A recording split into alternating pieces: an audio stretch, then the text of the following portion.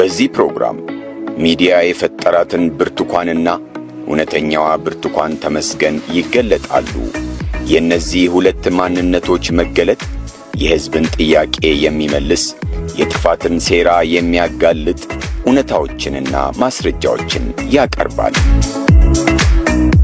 የመጀመሪያዋ ቤተሰብ የሰራት እውነተኛዋ ብርቱካን ነች። ከተከበሩ ከተወደዱ ከብርቱ ገበሬዎች እጅ የተሰራችው የዋሃ እስከ ትዳር በድንግልና የኖረችው እውነተኛዋ ብርቱካን ነች። ከተጋቡ ጀምሮ እሷም እዚሁ አብራ ነው የምትኖረው። ባህል ምንም እንደዚሁ ሲሆን ብዙ ጊዜ እንገናኛለን።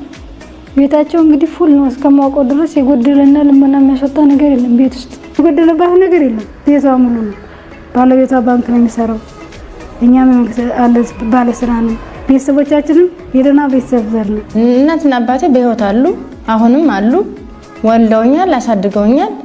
የዩቲዩብ የደም ነጋዴ ጽንፈኛ የዲያስፖራ አክቲቪስቶች የሐሳብ ሙግትና ሰላምን ጠልቶ ጫካ ጠመንጃ አዝሎ ከሚዞር የጥፋት ኃይል ጋር በኢቢኤስ ውስጥ የተሰገሰገ የጥፋት ኃይል በወረዳ አስተዳደር የመሸገ የጽንፈኛው ተላላኪና ራሷ ብርቱካን ተባብረው ሐሰተኛውን የብርቱካን ማንነት ፈጥረውታል።